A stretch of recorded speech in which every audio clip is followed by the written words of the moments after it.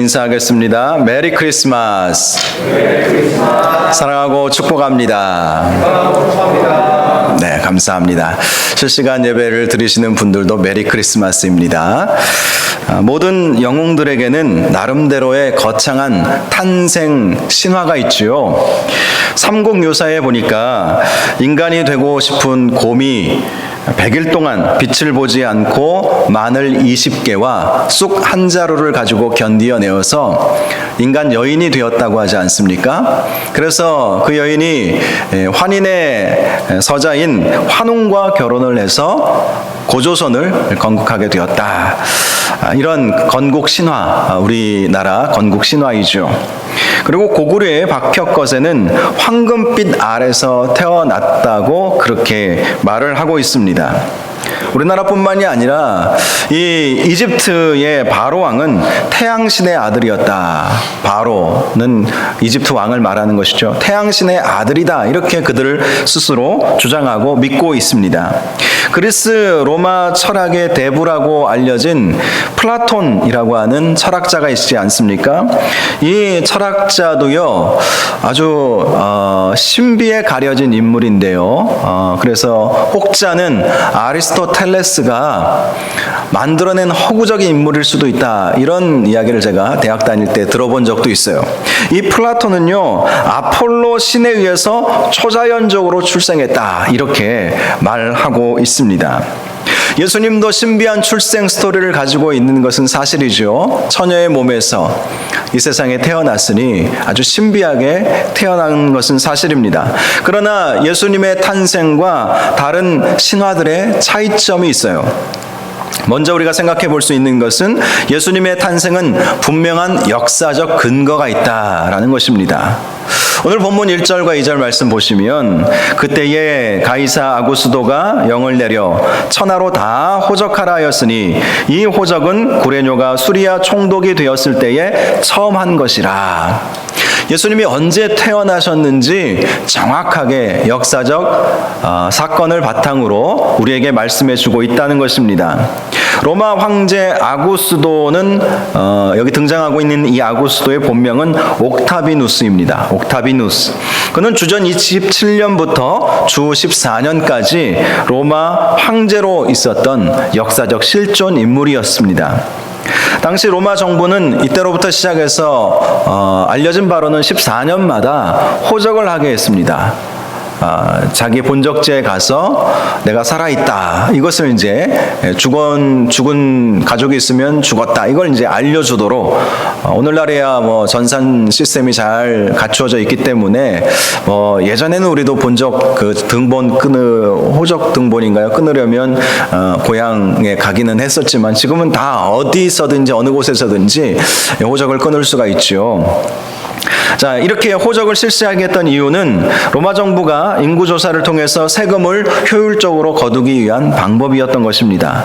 바로 이렇게 로마 황제 아구스도가 천하로 호적하라고 했을 때에 아기 예수님이 이 세상에 태어나게 되셨다라는 것입니다. 또 구레뇨가 수리아 총독 되었을 때에 이 호적 제도가 처음 실시되었다라고 말씀하고 있습니다. 수리아라고 하는 곳은 지금은 시리아라고 불리는 곳입니다.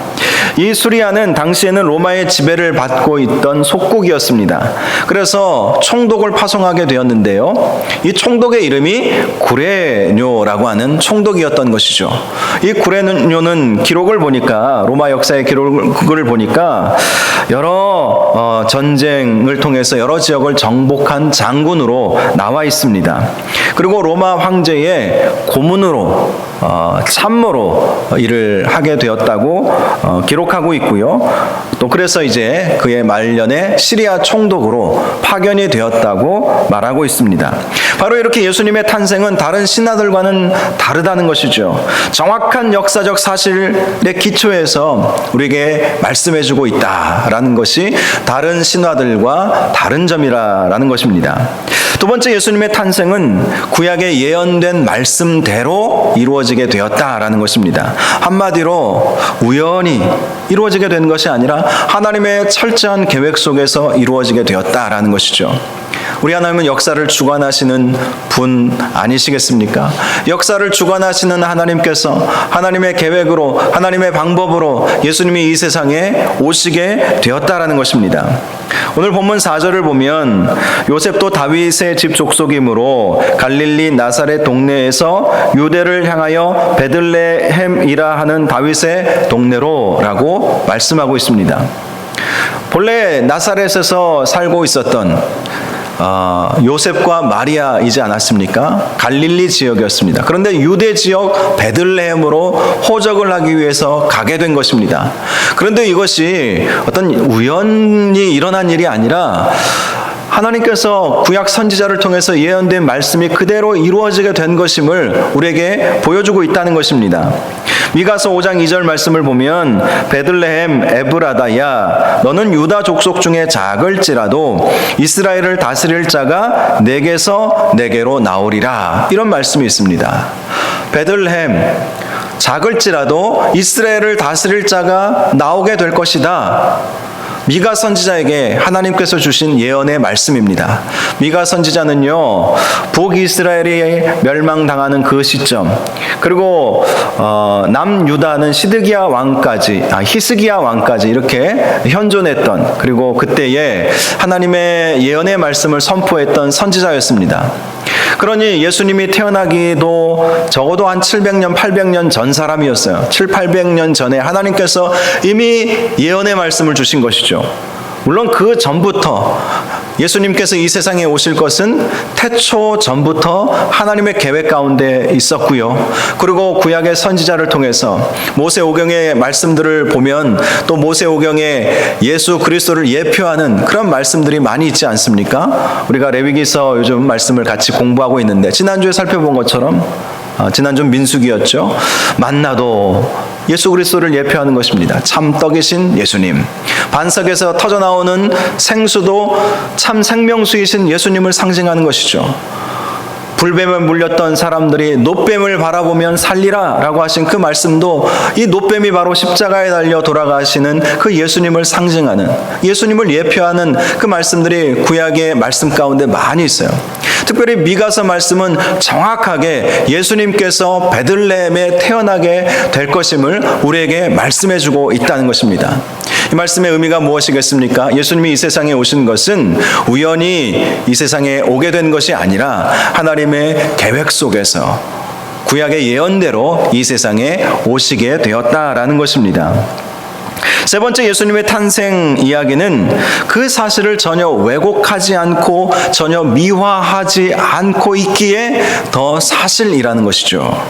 오늘 본문 6절과 7절을 보니까 거기 있을 그때에 베들레헴을 말하는 것이죠. 해산할 날이 차서 첫 아들을 낳아 강보로 싸서 구유에 뉘었으니 이는 여관에 있을 곳이 없음이러라. 예수님께서 이 세상에 태어나셨는데 여관이 없었던 거예요. 호적하러 전국에 흩어졌던 이 베들레헴 사람들이 베들레헴 자기 고향으로 모여들음으로 인해서 여관이 하나도 없었던 것입니다. 물론 돈만 있었다면 여관이 없더라도 다른 집에 이렇게 빈방 하나 얻어서 거기서 예수님을 출산할 수도 있지 않았겠습니까? 그런데 예수님의 육신의 부모인 요셉과 마리아는 너무나도 가난한 그러한 부모였던 것이죠. 그래서 말구유가 한마디로 말밥통이죠. 말밥통에 위에 이렇게 태어나신 거예요. 여러분 한번 생각해 보십시오. 신생아가 태어났습니다. 오늘날에는 태어나면 정말 이 아이가 조금이라도 어떤 바이러스라든지 이런 세균에 감염되지 않도록 하기 위해서 인큐베이터에 넣기도 하고 아주 철저하게 소독하고 막 그러지 않습니까? 그런데 지저분한 그 마국간의 그 말구유 위에 예수님은 제일 처음 누우신 곳이 바로 그곳이었다는 것입니다. 가난한 부모 밑에서 태어나신 거예요. 영어의 이 가난한이라고 하는 뜻이 poor라고 하는 단어를 씁니다. poor. 그런데 이 단어의 의미를 사전에서 찾아보면 가난한이라는 뜻도 있지만 불쌍한이라는 뜻을 동시에 가지고 있는 단어입니다. 한마디로 예수님은 정말 불쌍한 분이세요. 불쌍하게 태어나신 거예요. 가난한 부모 밑에서 불쌍하게 자라신 것입니다. 원래 우리 예수님은 하늘의 영광을 가지고 계시는, 하늘 보좌에 앉아 계시는 하나님 아니시겠습니까?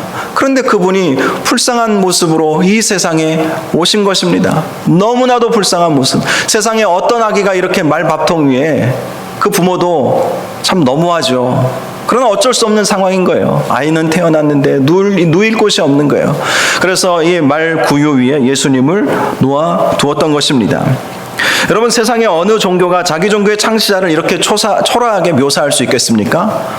할 수만 있다면 있던 사실도 없는 것처럼, 없는 것도 있는 것처럼 그렇게 바꾸는 것이 신화 아니겠습니까? 그런데 예수님의 탄생 과정은 그렇게 예수님의 탄생을 미화할 생각이 전혀 없어요. 있는 사실 그대로, 하나님께서 말씀하여 주신 말씀 그대로 이 세상에 오시게 되었다라고 우리에게 말씀해 주고 있는 것입니다. 예수님의 족보도 마찬가지이죠. 예수님의 족보 가운데 보면 다말과 유다 사이에서 베레스와 세라가 태어나지 않았습니까? 다말과 유다가 어떤 관계예요? 있을 수 없는 시아버지와 며느리의 관계이지 않습니까? 웬만하면 그런 있을 수 없는 관계들은 빼버리는 것이, 세상도 그렇고요, 다른 종교들도 아마 마찬가지일 것입니다. 안 좋은 것은 웬만한 이렇게 좀 허물처럼 느껴지는 것들은 다 빼버리는 것이 세상의 모습이라는 거예요. 그런데 예수님의 족보 가운데에는 바로 이러한 모습을 그대로 역과 없이 그대로 보여주고 있다는 것입니다. 5절 말씀을 보니까 살몬은 라합에게서 보아스를 낳고 보아스는 루섹에서 오벳을 낳고라고 말씀하고 있죠. 여러분, 라합이 누구입니까? 여리고성에 살던 가나안 족속, 이방인이죠. 이방 여인이죠. 그리고 기생이었어요. 근데 그 기생을 통해서 보아스가 태어나게 된 것입니다. 그리고 보아스는요, 룻과 결혼을 하죠. 룻도 모압 여인이지 않았습니까? 모압 여인이에요. 이방 여인이었습니다. 유대의 족보 가운데 메시아인 유대의 왕으로, 또 세상의 왕으로 오신 예수님을 묘사하면서 빼도 될 것은 은근히 빼는 것, 은근히 있는 듯 없는 듯, 아닌 듯 긴 듯, 뭐 이런 표현처럼 그렇게 얼마든지 할 수도 있었지만 전혀 그렇게 하지 않으셨다라는 것이죠. 그것은 그만큼 예수님께서 이 세상에 오신 것을 성경은 미화할 생각도 전혀 없고, 있는 사실 그대로, 역사적 사실 그대로, 하나님께서 말씀하여 주신 예언의 말씀 그대로 이 세상에 오시게 되었다라는 것을 우리에게 보여주는 것입니다. 그래서 예수님께서 이 세상에 오셨다라는 것은 역사적 사실로 믿으시기를 바랍니다. 예수님은 2000년 전에 이 세상에 오셔서 마구간에서 태어나셨고, 또 예수님은 이 세상에 오셔서 정말 2000년 전에 이 세상에 오셔서 가난한 자의 부모의 밑에서 오셔서 또 십자가 지시는 그러한 수고와 헌신을 통해서 우리의 구원을 이루어 주신 분이시라는 것입니다. 그런데 예수님의 탄생은 다른 종교의 창시자들과 같이 화려하고 미화된 탄생은 아닐지라도 결코 외롭지 않은 탄생이었습니다. 8절 이하의 말씀을 보니까 그 지역의 목자들이 주의 사자를 통해서 예수님의 탄생 소식을 듣게 되죠. 양치는 목자들이 천사가 나타나서 예수님께서 이 세상에 오셨다, 하나님의 아들 독생자 예수 그리스도께서 우리를 구원하여 주실 메시아 예수 그리스도께서 오셨다라는 소식을 전해 듣게 된 것입니다. 10절과 11절, 무서워하지 말라, 보라 내가 온 백성에게 미칠 큰 기쁨의 좋은 소식을 너희에게 전하노라. 너희가 가서 강보에 쌓여 구유에 뉘어있는 아기를 보리니 이것이 너희에게 표적이니라. 이 소식을 들은 이 목자들은 참으로 축복받은 사람들이죠. 성경을 보면 이 목자들이 이러한 은혜와 복을 받을 만한 일을 했다고 전혀 기록하고 있지 않습니다. 그것이 무엇을 의미하는 것입니까? 이들이 예수님을 만나고 이들이 예수님께 나아가서 아기 예수를 보고 경배하고 기뻐하고 감사하지 않았습니까? 결국 이들은 예수님을 믿었다고 우리는 볼 수 있는 것이죠. 믿음으로 말미암아 구원받은, 예수 그리스도를 믿음으로 말미암아 구원받은 첫 사람들이 된 것입니다. 이 목자들이 이 은혜를 누린 거예요. 마태복음에 보면 동방 박사들도 예수님께 찾아왔다고 말씀하고 있지 않습니까? 그들은 별을 연구하는 학자들이었다고 그렇게 알려져 있습니다. 그들이 별을 보다가 이 별 가운데 희한한 현상이 일어나는 것을 보게 된 것입니다. 어떤 학자는 그 현상이, 여러분 며칠 전이죠. 20일과 21일 날 목성과 토성이 이 근접 현상, 목성과 토성이 망원경으로 보니까 조금 떨어져 보이기는 하는데 우리 육안으로 보면 이 두 별이 붙는 것처럼 보이는 그러한 것을 아마 여러분 얘기를 들어보셨을 것입니다. 목성과 토성. 이 목성과 토성이 붙는 그 현상을 당시 동방 박사들이 봤을 것이다, 이렇게 설명하는 분들도 있습니다. 이 얘기를 이 공영방송에서도 하더라고요. 지난 며칠 전에 목성과 토성이 가장 근접한 그 모습을 뉴스에서 이렇게 설명하면서 아기 예수 탄생할 때 동방 박사들이 별을 보고 찾아왔는데 그 별이 바로 이 별이다라는 그런 이야기가 있습니다라고 하면서 9시 뉴스 앵커가, 요즘 8시에 많이 하긴 하던데 이 뉴스 앵커가 그렇게 보도하는 것을 들어보았어요. 그것이 사실인지 아닌지는 우리는 알 길은 없지만 최근에 그런 현상으로 저도 이제 유튜브를 통해서 그 별을 보았는데요. 이제 그 아주 비싼, 아주 큰 망원경으로 쫙 당기니까 그 두 별 사이가 좀 멀어 보이기는 하지만 그러나 육안으로 보니까 딱 붙어 있는 것을 우리가 확인을 할 수가 있었습니다. 이 두 별, 목성과 토성이죠. 목성과 토성. 이 목성은요, 태양계에서 가장 큰 별이지 않습니까? 그래서 왕을 상징한다고 과거 사람들은 그렇게 생각을 했어요. 왕의 별이다. 그리고 토성은요, 유대인들이 토성을 보면서 자신들의 별로 그렇게 인식을 했습니다. 고대 사람들은 토성하면 유대인의 별, 또 목성하면 왕의 별. 그런데 그 토성과 목성이 만나는 거예요. 그걸 본 거예요. 그러니까 이 동방 박사들이 어떻게 생각했겠습니까? 아, 유대에서 왕이 태어났구나, 이런 생각을 하게 된 것이죠. 성령께서 주신 생각인지 연구해서 결론을 내린 것인지는 우리가 알지 못하지만 그들도 예수님께 나와서 처음으로 예수님께 황금과 모략과 유향을 바치지 않습니까? 이 황금과 모략과 유향은 다 왕을 상징하는, 왕에게 드리는 선물과 같은 것이었죠. 그것을 아기 예수님께 드리면서 처음으로 경배한 사람들, 이런 사람들이 바로 목자들이었고 또 동방 박사들이었다는 것이죠. 그런데 성경을 보면 이 목자들이나 동방 박사들이나 처음으로 예수님을 만나고 처음으로 예수님을 믿고 아기 예수 탄생을 기뻐하고 감사하고 예수님께 경배를 드릴 만한 사람들이라는 그러한 기록이 전혀 있지 않다는 것입니다. 그럼에도 불구하고 이들은 구원의 은총을 누린 것이고 아기 예수를 만나서 기뻐하고 감사하고 찬양하고 예수님께 경배하는 그러한 놀라운 축복을 이들은 누리게 된 것이죠. 이것이 무엇을 의미하는 것이겠습니까? 구원의 은혜는 우리 인간의 노력으로 이룰 수 있는 것이 아니다, 이것을 우리에게 말씀해 주는 것입니다. 이들 모두가 예수님을 만날 만한 일을 한 일이 전혀 없습니다. 성경에 기록되어져 있지 않기 때문이기도 하고 목자들은 그저 양을 치던 그런 사람들이었고 동방박사 이방인들은 예수님을 알 턱도 없고 믿을 턱도 없지 않았겠습니까? 그런데 이들에게 예수님을 만나고 경배하고 감사하고 찬양하고 믿게 되고 구원 얻게 되는, 구원 얻었다고 우리는 그렇게 봐야 되겠죠. 그런 놀라운 은혜와 축복을 이 사람들이 받게 된 것이죠. 실제로 우리가 예수님을 만나 예수님을 믿게 된 축복도 그와 같지 않겠습니까?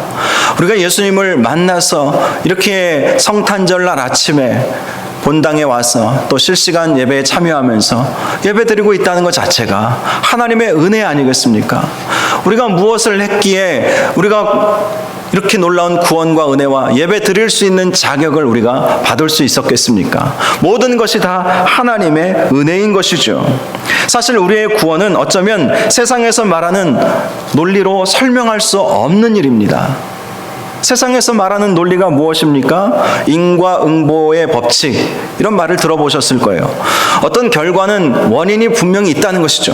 구원이라고 하는 축복을 받았다면 구원받을 만한 무슨 일을 했기 때문에 그 축복을 받았다. 세상 사람들은 인과응보의 법칙을 말합니다. 권선징악을 말하기도 하죠.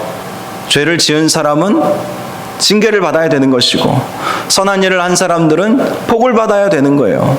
그런데 그 관점에서 보면 우리는 구원받을 만한 일을 한 적도 없고, 우리가 지금 예배드리고 봉사하고 헌신하는 것은 구원의 은혜에 감사해서 하는 것이지 구원받기 위해서 하지 않는 것임을 여러분들은 잘 알지 않습니까? 그래요. 구원받기 위해서 우리가 한 것은 사실은 없어요. 뭘 했다고 해봐야 하나님께서 정말 구원을 받도록 하기 위해서 기준을 정해 놓으신 것은 절대선, 제가 자주 쓰는 용어 아닙니까? 절대선이에요. 절대선, 흠없는 선. 그런데 우리는 그런 선을 이룰 수 있는 존재가 되지 못하지 않습니까? 그럼에도 불구하고 우리는 구원을 받게 된 거예요. 권선징악의 논리에 따르자면 우리는 벌받을 수밖에 없는, 죄의 싹은 사망이라고 하나님께서 말씀하셨기에 우리는 영원한 사망, 영원한 지옥 구덩이에 떨어져 죽어야만 하는, 죽지 못해서 고통 가운데 살아가야만 하는 그러한 저와 여러분들 아니겠습니까? 그런데 하나님은 저와 여러분들을 구원하여 주셨죠. 은혜를 주신 것입니다. 그래서 우리는 이 세상을 살아갈 때 논리대로 살아가는 것이 아니라 은혜로 살아가야 함을 믿으시기 바랍니다. 논리로 따지자면 만약에 하나님께서 네가 정말 구원받을 만한 했느냐라고 물어보신다면 논리적으로 설명이 안 되는 거예요. 우리의 구원은. 그래서 우리는 그리스도인들은요, 이 세상을 살아가면서 은혜로 살아가야 하는 것입니다. 예수님이 이 세상에 오신 것도 은혜 아니겠습니까? 왜 이 세상에 오셔야만 했겠습니까? 저와 여러분을 살리시기 위해서 사망 가운데 이 생명을 얻을 수 없는 그런 존재였기 때문에 예수님이 이 세상에 오셔서 우리를 대신해서 십자가 달려 돌아가신 것 아니겠습니까? 저와 여러분이 예수님이 이 세상에 오심으로 말미암아 은혜 받은 하나님의 백성이 되었다는 사실 앞에서 감사하고 날마다 은혜로 사시는 저와 여러분들 되시기를 주님의 이름으로 축복합니다. 자, 13절과 14절을 보니까 목자들이 주의 사자에게서 아기 예수님이 탄생하셨다는 소식을 들은 이후에 천사들의 찬송 소리를 듣게 되었습니다. 호련히 수많은 천군이 그 천사와 함께 하나님을 찬송하여 이르되 지극히 높은 곳에서는 하나님께 영광이요 땅에서는 하나님이 기뻐하시는 사람들 중에 평화로다 하니라. 우리가 보통 하늘에는 영광, 땅에는 평화. 예수님의 탄생에 대해서 우리가 이렇게 함께 찬송하지 않습니까? 천사들이 그렇게 찬송을 한 거예요. 예수님이 이 세상에 오신 것은 하나님께는 영광이었던 것입니다. 왜 하나님께 영광이 되었겠습니까? 사실 우리는 하나님께 영광 올려 드려야 할 존재로 창조되지 않았습니까? 하나님께서 우리를 택하신 이유는 찬송 받으시기 위해서였던 것이죠. 그런데 우리 인간 가운데 죄가 들어옴으로 말미암아 하나님을 찬송하지 못하고 하나님께 영광 올려드리지 못한 거예요. 죄가 하나님과 우리 사이를 갈라놓았기 때문에 우리는 하나님 앞에 나아갈 수 없는 존재가 되어버렸던 것입니다. 영광 올려드릴 수 없게 되었던 거예요. 그런데 예수님께서 이 세상에 오심으로 말미암아 이 죄의 문제를 해결하여 주시지 않았습니까? 그래서 예수님이 이 세상에 오신 것은 하나님의 뜻이 이루어진 것이기에 하나님께 영광이기도 하지만 또 우리가 하나님께 나아갈 수 있는 은혜 가운데 우리가 살아갈 수 있게 되었다는 것, 그래서 우리가 하나님께 영광 올려드릴 수 있게 되었다는 것, 그래서 예수님께서 이 세상에 오신 것이 바로 하나님께 영광이 된 것이죠. 그리고 사람들 사이에는 평화가 이루어지게 된 것이라고 말씀을 하고 있습니다. 하나님이 기뻐하신 사람들에게 평화로다. 하나님이 기뻐하신 사람들에게 평화로다.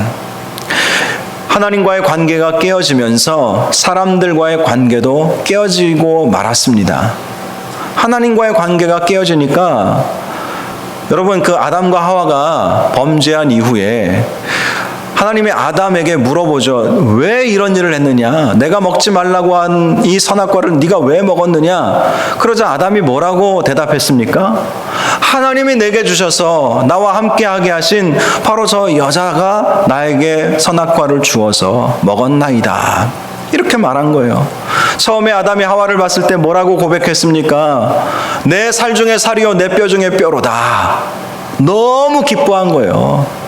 외롭게 지냈던 아담, 독처하는 것을 좋게 보지 않으시고 하나님께서 아담에게 하와를 보내주셨을 때는 너무 기뻐했던 거예요. 너무 좋았던 것이죠. 내 뼈 중에 뼈요 내 살 중에 살이다. 신혼부부들 또 결혼하기 전에 많은 커플들이 서로 그렇게 생각할 것입니다. 그래서 늘 보고 싶고 늘 만나고 싶고 늘 함께 붙어 있고 싶은 것이죠. 그러니까 내 살 중에 살이고 뼈 중에 뼈라고 늘 붙어 있고 싶으니까 그런 표현이 나오는 것입니다. 그런데 하나님과의 관계가 깨어짐으로 말미암아 아내를 탓하고 하나님 탓하고 아내 탓하고 아내 때문에 그렇게 된 것이라고. 하와 입장에서는 얼마나 괘씸했겠습니까? 세상에 믿을 놈 하나도 없네. 아마 그렇게 생각했을지도 몰라요. 나를 사랑한다고 당신 없으면 못 살아. 내 살 중에 살이고 뼈 중에 뼈야. 그래서 우리는 항상 붙어 있어야 돼. 그렇게 했던 이 부부지간이 금이 가버린 것입니다. 서로 비난하고 사랑의 그 감정이 식어져 버린 것이죠.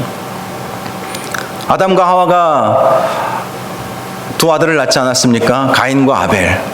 그들은 또 어땠습니까? 하나님과의 관계가 깨어짐으로 말미암아 하나님과 사람의 평화가 이루어지지 않음으로 말미암아 사람과 사람의 화목, 평화도 깨어져 버린 거예요. 그러니 형이 아우를 보면서 질투의 마음이 들어서 들에 데리고 가서 쳐 죽이지 않았습니까?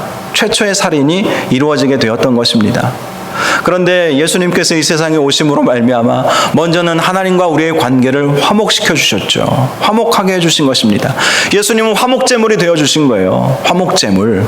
구약의 레위기 말씀을 보면 화목제물을 드려서 하나님께 화목하게 하라 이런 말씀을 하고 있지 않습니까? 그런데 날마다 송아지, 염소 잡아서 하나님께 화목제물을 드려야 했지만 예수님께서 이 세상에 오심으로 말미암아 영원한 화목제물이 되어주신 것이죠. 그래서 하나님과 우리를 화목시켜 주셨고 그래서 하나님께서 기뻐하시는 사람들 중에 평화가 온 거예요. 하나님과의 평화가 오게 된 것이죠. 그리고 사람들과 사람들 사이에서도 화목, 평화가 이루어지도록 예수님께서 주의 몸된 교회를 세우시지 않았습니까? 교회를 통해서 이러한 화목을 이룰 수 있도록 하신 것입니다. 물론 교회가 완전하지는 않죠. 어느 교회든지 불완전한 사람들이 모이기 때문에 완전하지는 못하지만 그래도 하나님이 기뻐하시는 사람들 중에 평화로다 이 말씀이 이루어지는 곳은 바로 교회인 것입니다. 그래서 교회가 희망인 거예요. 우리가 교회를 평화의 공동체로 만들어 가야 할 이유가 바로 여기에 있는 것입니다. 예수님의 삶을 한마디로 요약하자면 말구유에서 태어나셨고 십자가에서 죽으셨다라는 것이죠. 물론 부활도 하셨고 승천하기도 하셨지만 예수님의 그 성육신한 그 육신으로 우리가 생각해 보면 이 세상에 태어나시기 전에도 또 하늘에 계셨기 때문에 이 세상에 오셔서 이 세상에서 죽으신 그 사건을 우리가 생각해 보면 말구유에 오셔서 십자가에 달려 죽으셨다. 이렇게 우리가 요약을 할 수가 있는 것이죠. 말구유가 상징하는 것이 무엇이겠습니까?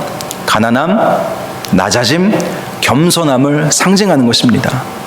가난해져야 한다. 낮아져야 한다. 거기서부터 예수님의 사역이 시작된 것이죠. 예수님이 말씀하시지 않았습니까? 심령이 가난한 자는 복이 있나니. 우리의 심령이 가난해져야 한다는 것입니다. 낮아져야 한다는 거예요. 겸손해져야 한다는 것입니다.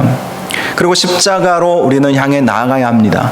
예수님이 말구유에서 태어나셔서 십자가에 달려 돌아가신 것처럼 우리도 십자가로 나아가야 하는 거예요. 십자가가 상징하는 것이 무엇이겠습니까? 희생, 헌신 아니겠습니까? 희생과 헌신으로, 겸손으로 시작해서 희생과 헌신으로 예수님께서 사셨던 것처럼 우리도 말구유에서 우리의 삶을 시작해야 되는 거예요. 예수 믿고 난 다음부터 말구유에서부터 시작해서 겸손과 낮아짐, 가난해짐, 그래서 가난한 자들을 돌보고 연약한 자들을 우리가 섬기고 그러면서 점점 십자가 헌신과 희생의 과정으로 그렇게 나아가야 한다는 것을 예수님이 이 세상에 오신 삶을 통해서 우리가 교훈받을 수 있는 것입니다. 저와 여러분이 하늘에는 영광이요 땅에는 평화를 주신 예수님을 본받아서 말구유에서부터 우리의 삶을 다시 한번 정리하시고 시작하시고 십자가에서 우리의 삶을 마칠 수 있는 은혜와 축복이 있기를 바랍니다. 말씀을 마치겠습니다. 아기 예수님의 탄생은 우리에게 주는 의미가 참으로 많습니다. 가난한 목수의 아들로 말구유에 태어나신 예수님은 가난하고 소외된 이들의 친구가 되어 주셨습니다. 그리고 사실 우리도 어찌 보면 영적으로 가난한 자들이었죠. 그러나 주님께서 우리를 살리시고자 십자가 지시고 우리를 친구 삼아 주시고 우리에게 구원이라고 하는 놀라운 은혜를 주시지 않았습니까? 또 전혀 구원의 은혜, 구원의 축복과는 상관없는 저와 여러분들을 구원하여 주셨다라는 것을 오늘 이 본문이 우리에게 말씀해 주고 있는 거예요. 목자들이 찾아왔죠. 마태복음에는 동방박사들이 찾아왔죠. 전혀 구원과는 상관없는 사람들이 다 예수님께 나와서 예수님께 경배하고 기도하고 찬양함으로 구원의 은총을 누리게 되었다는 거예요. 저와 여러분이 예수 믿게 된 것도 다 하나님의 은혜입니다. 하나님의 은혜로 이 자리에 나와서 성탄절을 기념하며 기뻐하며 예배하는 것 아니겠습니까? 올해 성탄절은 그야말로 고요한 밤이에요. 오늘은 고요한 아침이네요. 예배당도 많이 비어있죠. 물론 온라인으로 많이 예배를 드리시겠지만 1부 예배, 2부 예배 나누어서 예배를 드리고 조금 전에는 시청 직원이 찾아와서 이거저거 이렇게 점검하고 가기도 하셨지만 1월 3일까지는 그렇게 해야 된다. 예배를 섬기는 사람들 외에는 비대면으로만 해야 된다.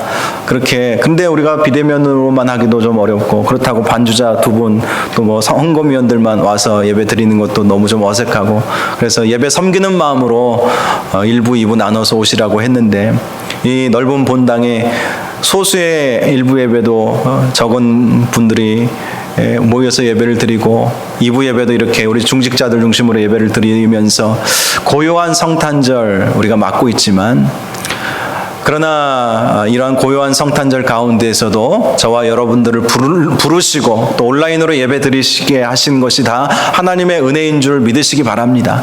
이렇게라도 하나님께 예배 드릴 수 있다는 것이 얼마나 감사한지 모르겠어요.